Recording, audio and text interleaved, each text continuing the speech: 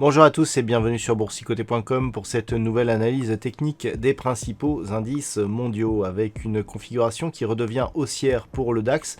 Ça faisait quelques semaines que nous étions ici dans ce range entre 13 460 et 12 350 points donc sur l'indice allemand. On avait eu juste ici cette attaque qui n'avait pas parvenu à valider un mouvement de repli marqué. Donc on restait toujours sous cette zone des 13 460, zone qui a été cassée suite à l'inscription ici d'un gap haussier. Un deuxième gap ici après la deuxième bougie et donc une petite phase ici de consolidation. Alors d'un point de vue chartiste, on serait sur une configuration qui s'approcherait d'une configuration en 3 méthodes. Donc pour l'instant, par rapport à l'impulsion que nous avons ici et les deux bougies que nous avons là, eh bien on est plutôt sur un signal qui validerait une possible poursuite du mouvement haussier. On peut noter que nous sommes venus chercher ici cette zone des 13 789 points qui était une zone déjà clairement identifiée sur l'indice allemand. Cette zone, elle correspondait ici à un plus haut qui avait été touché juste avant la crise Covid. Et bien, si on parvient à casser cette zone la semaine prochaine, eh bien, nous serons sur l'indice allemand sur de nouveaux plus hauts significatifs, alors que sur le CAC, on en est encore relativement loin. Donc c'est un niveau qu'il va falloir surveiller. En tout cas, on reprend une dynamique haussière, l'indice allemand qui revient sur ses points hauts du début de l'année.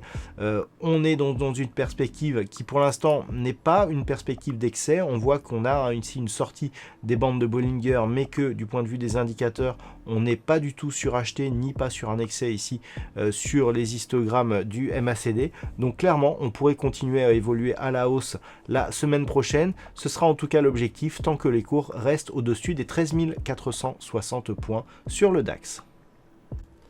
Sur l'Eurostoxx 50, c'était une petite cassure haussière à laquelle nous avons assisté cette semaine. Nous avions toujours ici cette zone de résistance des 3540 points qui empêchait l'indice européen de valider une poursuite du mouvement haussier. Eh bien, on a eu cette cassure cette semaine, puisque hier on a cassé donc ce niveau pour s'inscrire ici sur une poursuite de mouvement, alors très léger avec très peu de dynamique. Et aujourd'hui, eh bien, une séance qui a permis un retour sur cette ancienne résistance qui est en train de se valider ou de se vérifier en tout cas en tant que support. Du point de vue des indicateurs techniques, on va plutôt sur une reprise ici d'un mouvement haussier, donc on peut penser que cette zone ici des 3540 points eh bien, pourrait faire office de support sur une éventuelle tendance suivante.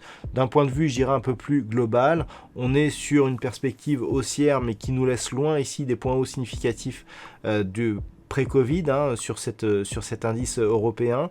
Donc pour le moment, d'un point de vue long terme, on reste ici sur une dynamique relativement neutre, mais d'un point de vue court terme, la cassure ici de cette zone des 3540 est plutôt un bon signe pour la suite. Nous passons maintenant aux indices européens avec le S&P 500 qui évolue toujours ici au-dessus de ses moyennes mobiles.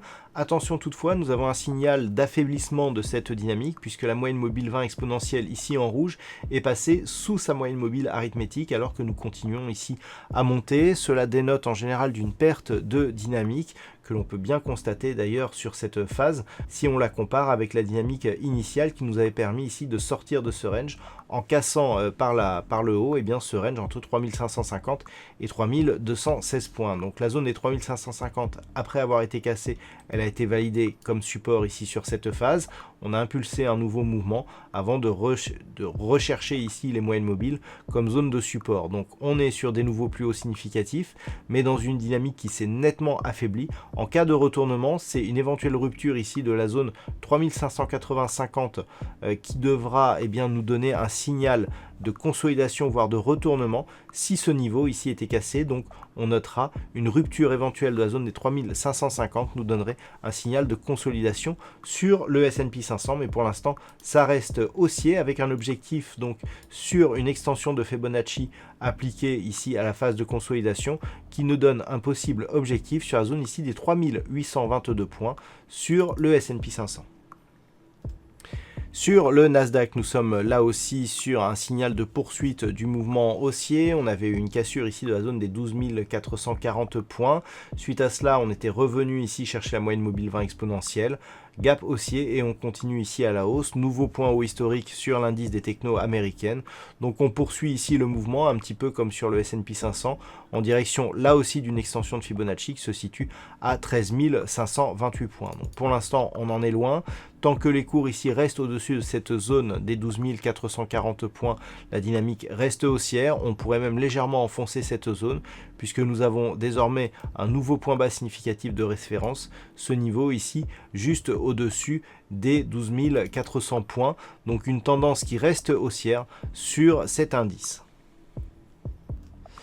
Et puis enfin l'indice japonais, donc le Nikkei, qui a connu une forte hausse ici pour le ramener sur des niveaux plus vus depuis de nombreuses années. On avait ici retrouvé cette zone des 23 000 points qui avait vraiment fait office de support donc dans cette phase de quasi squeeze. Et puis on a explosé ici au début du mois de novembre, franchissant d'un coup d'un seul quasiment cette zone des 25 450 points. Vous voyez cette configuration ici, forte dynamique, quelques bougies ici hésitantes, ouverture d'un gap et on repart ici à la hausse. Donc c'est assez intéressant. Gap d'entrée ici, certes comblé sur ce mouvement, gap de sortie. Donc on est venu ici, on a poursuivi et on se stabilise ici juste sous une nouvelle résistance à 26 890 points. Donc malgré tout, la dynamique reste positive sur le Nikkei. Il faudrait casser ici ces moyennes mobiles 20 et 20 exponentielles et puis ne pas revenir ici sur cette zone de support que nous avons ici sur ce petit point haut significatif, ce qui nous indique que tant que l'on est au-dessus ici de cette zone des 26 070 points, on reste haussier sur l'indice japonais. Voilà donc ce que l'on peut dire sur cette analyse technique des principales... Voilà donc ce que l'on peut dire sur cette analyse technique et sur ces principaux indices mondiaux. Passez un bon week-end, on se retrouve dès la semaine prochaine pour d'autres analyses techniques, toujours sur le site boursicoté.com.